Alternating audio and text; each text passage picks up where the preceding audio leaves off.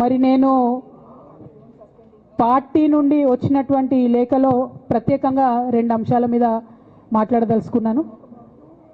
నేను అక్రమ కేసులు పెట్టి నా మీద తిహార్ జైల్లో 5.5 నెలల పాటు ఉండి బయటికి వచ్చిన తర్వాత నవంబర్ 23వ తారీఖు 2024 నుండి నేను ప్రజాక్షేత్రంలోకి వచ్చి అనేక కార్యక్రమాలు చేయడం జరిగింది.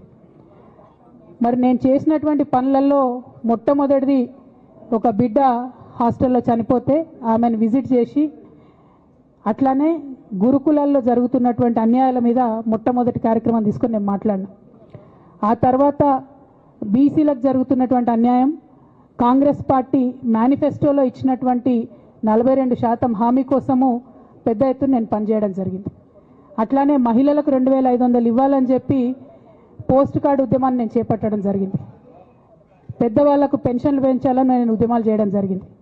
తెలంగాణ తల్లి స్వరూపాన్ని మారిస్తే అట్లెట్లా మారుస్తారని రౌండ్ టేబుల్ సమావేశం పెట్టినాం. బనకచెర్లు అక్కడ కడుతున్నారంటే దాని మీద రౌండ్ టేబుల్ సమావేశం పెట్టినాం.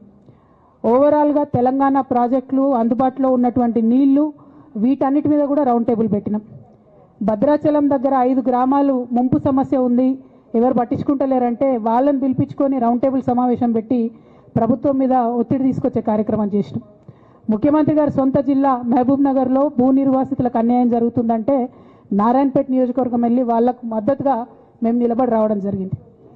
అట్లానే 47 నియోజకవర్గాలలో బీఆర్ఎస్ కండువా బాజాప్తా కప్పుకొని, గులాబీ కండువా బాజాప్తా కప్పుకొని ఎక్కడికి పోతే అక్కడ రావుల్ చంద్రశేఖర్ రెడ్డి గారిని రిక్వెస్ట్ చేసి భవన్ నుంచి అక్కడ ఉండేటటువంటి బీఆర్ఎస్ నాయకులకు అఫీషియల్ కమ్యూనికేషన్ చేపించి ప్రతి ఒక్క బీఆర్ఎస్ నాయకుల కార్యకర్తలకు మాట్లాడి ఆయా పర్యటనలకు వెళ్ళినప్పుడు అందరినీ కలుపుకొని బాజాప్తా గులాబీ కండువా వేసుకొని 47 నియోజకవర్గాలు నవంబర్ 23, 2024 నుండి ఈ రోజు వరకు నేను పర్యటన చేసి అనేక ప్రజా సమస్యల మీద మాట్లాడడం జరిగింది. మరి ఇవన్నీ పార్టీ వ్యతిరేక కార్యకలాపాలు అన్నది నాకు అర్థం కాలేదు.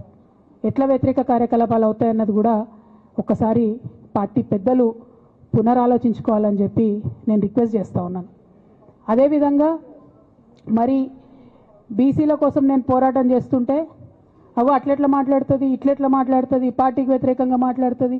అరే, నేను కాంగ్రెస్ పెద్దల మీద ఒత్తిడి తీసుకొస్తుంటే బీసీలకు 42% అమలు చేయాలంటే ఏది పడితే అది చిల్వల్ పల్వల్గా నా మీద రాపించడం, ప్రచారం చేయడం, చాలా దారుణమైనటువంటి పనులు పార్టీలో ఉన్నటువంటి కొందరు పని కట్టుకొని, కత్తి కట్టుకొని నా మీద చేయడం జరిగింది.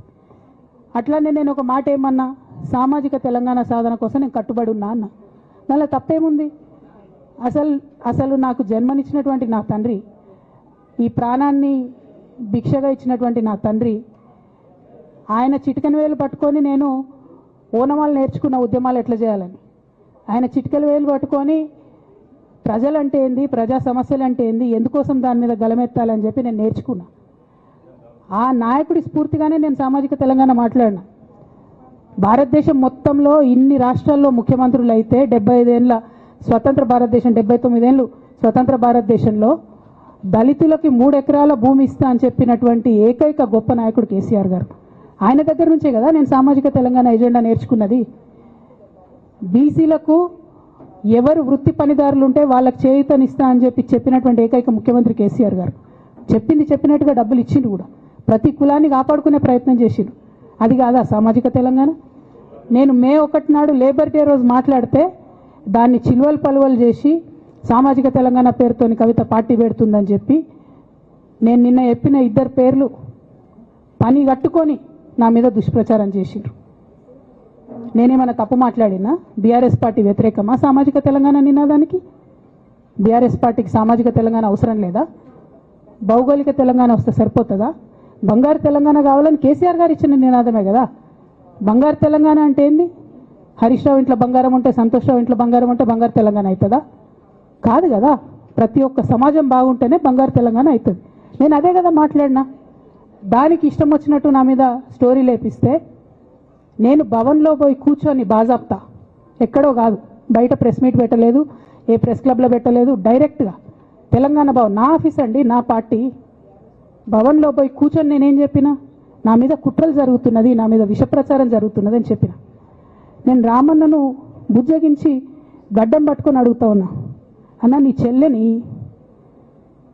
ఒక మహిళా ఎమ్మెల్సీని మన పార్టీ ఆఫీస్లో కూర్చొని నా మీద కుట్రలు జరుగుతున్నాయని నేనంటే మీరు వర్కింగ్ ప్రెసిడెంట్గా ఉన్నారన్నా, ఫోన్ చేయరా అన్న నాకు? ఏమైంది బేటా, ఎందుకు బాధపడుతున్నావు అని ఫోన్ చేయరా? ఇది ఎప్పుడు జరిగిన ఇన్సిడెంటు? లేక లీక్ కాకముందు, నేను నా కొడుకు గ్రాడ్యుయేషన్కి అమెరికా పోకముందు, అంతకుముందే.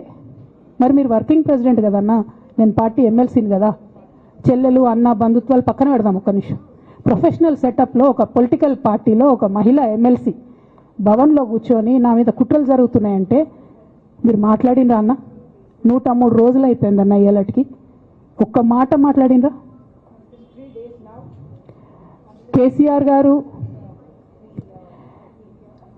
దగ్గర నుంచి కమ్యూనికేషన్ రావాలని నేను ఎక్స్పెక్ట్ చేయలే. వారు పెద్దవారు, వారికి అనేకమైన పనులు ఉంటాయి. మొత్తం పార్టీని ఇప్పుడు పునర్నిర్మించుకోవాల్సిన అవసరం ఉంది. తెలంగాణకు జరుగుతున్న